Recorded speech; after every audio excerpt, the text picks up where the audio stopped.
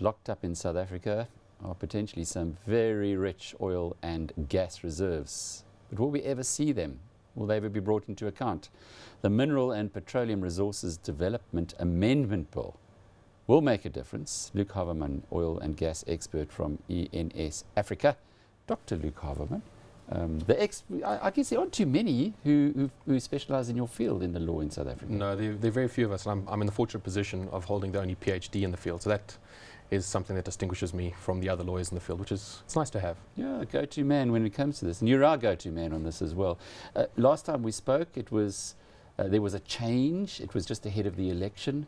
It appeared as though government had almost kiboshed the whole fracking opportunity before it even got off the ground, to say nothing of the east coast of South Africa, exploration there. Yeah. But there have been some developments.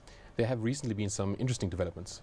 As you know, last time that we spoke, the situation was that the bill was possibly going to stymie the advent of this oil and gas industry. There were certain provisions that there was a lot of pushback from industry, very unhappy with certain provisions. I mean, we spoke about them in some detail last time.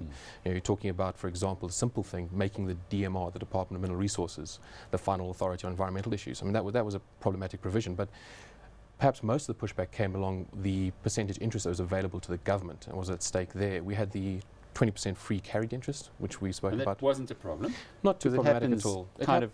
Just to put that in perspective, the government then would get 20% of every project for free. They wouldn't pay anything. That's the idea behind it. You get 20% free carried interest, so you get a free ride for 20% of the net profits without any capital expenditure.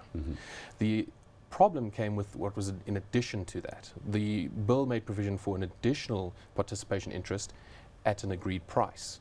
Now, originally the first draft of the bill said, well, we're going to cap that additional interest at 30% and it's going to be fair market value. So just stop there. That meant the government could then go up to 50% of every project if it wanted to. So it gets 20% anyway, but there was a 30% that it could have gone. That was the original legislation.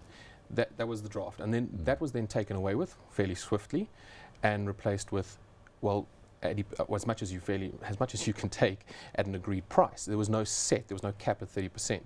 Now, the questions that were raised about that was, well, what happened to the cap and what's an agreed price? You know, and what happens if there isn't agreement? And just to go back with that, because it is very relevant there, they get 20% for free. You then have an agreed price, which the DMR or somebody in government could decide upon, of any project, which would give the government or the state the ability to take the whole project, another 80%. And theoretically, that was possible. And why would someone want to invest under those rules? If you look at an industry where it costs multi-millions to invest, you're looking at a deep water well of $200 million to go and have an exploratory well to drill.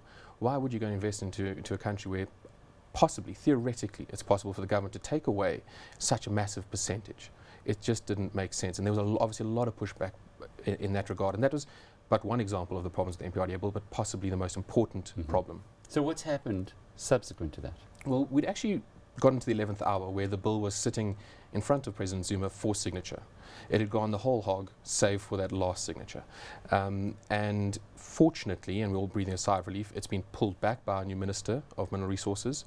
And he says, no, he's going to have a look at this. And with a committee, they're going to look at these problematic provisions. I think the word used was hostile provisions or hostile clauses. So there's an acknowledgement that that which we are going to change about our law was not appropriate, and we need to have a look at whether or not what we're doing is sufficient to continue to attract foreign investment, because we're a very young industry, oil and gas wise, very young in South Africa.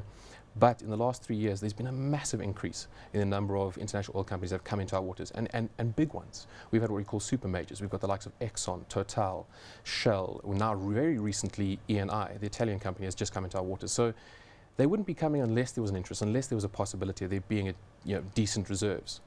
But we've got to provide the right regulatory environment. We've got to actually entice them. Otherwise, the alternative is they simply go to jurisdictions where the terms are more favorable. And in Africa, there are many of those. There are many. Africa is the hot spot at the moment for oil and gas. It's referred to as the second scramble for Africa. If you look at what's happening in Mozambique and Kenya and Tanzania, it's undoubtedly the go-to destination for oil and gas on the globe at the moment. But we are behind the rest of our fellow countries, our neighbors, because our law is hampering us. So with the new or proposed amendments, again, to the law before it finally goes to President Zuma, what are you expecting will come out of this that will be sufficiently attractive for the international companies to participate? It depends on which side of the fence you're sitting. If you're sitting on the side of government or if you're sitting on the side of industry, there's always going to be a natural tension between what the industry would like to get back for their efforts and what government would like to retain as custodian of the resources for the populace. So what we'd like to see is the right balance struck. At this stage, we can't be certain which clauses will be looked at and possibly amended, but we'd like to see something dealt with. Predominantly, that issue about the additional interest needs to be addressed. Certain other things about the DMR being the final authority on environmental issues, things like that should be looked at, but we're not yet certain. So we wait with bated breath, and we're very happy that this has been pulled back, but we're not yet popping the champagne. Look, you work around the world. This proposed legislation in South Africa, because that's what it remains, how does it compare with other, say, African countries? The problem that we have in South Africa relative to other jurisdictions that I work in is that South Africa has a statute that governs both terrestrial mining and, for example, offshore oil and gas. We have gold mining and oil and gas governed by the same statute, which are two entirely different industries. Now, there's been a lot of talk about this for some time as to whether or not oil and gas should be taken out of the MPRDA and given its own statute, which is industry specific, or not. The dominant approach around the world, what's considered best industry practice, is to have an independent statute that deals just with this industry. So if you look at Mozambique, they've gone that route. Uganda's recently gone that route. There are one or two jurisdictions that are not yet going that route. For example, Burundi's not there, but we're not there, and we should be there. Well, we're quite a bit bigger than Burundi, Yes. but the miners were very happy with the way the MPRDA came out. They had a lot of negotiation, a lot of engagement with government, and I suppose happy, very happy would be perhaps excessive, but they were comfortable with the final act as it came through, or as it was proposed. The problem lay on the oil and gas side, which hopefully now will be adjusted. Yeah, the oil and gas industry and the mining industry needs to be borne in mind are very different industries. You can be happy for different reasons. You know, gold mining in South Africa has been done for a very, very long time. We know what we're doing, and the conditions are X, Y, and Z. In oil and gas, the conditions are A, B, and C.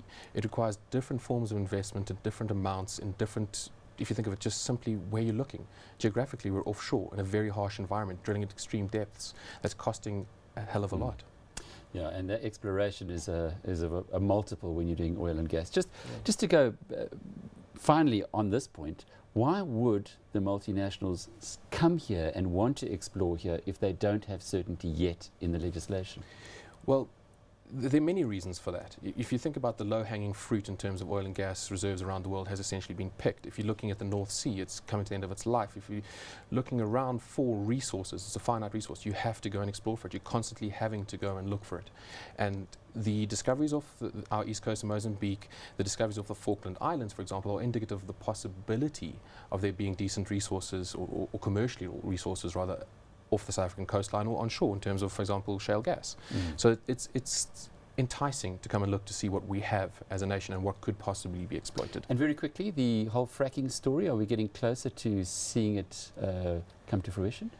We're slowly but surely getting there in terms of the legislation, in terms of the regulations that are being put out and the commentary on them. So we're getting there, but we still haven't yet gotten out the gates. We've got some way to go still. Luke, thank you for that update.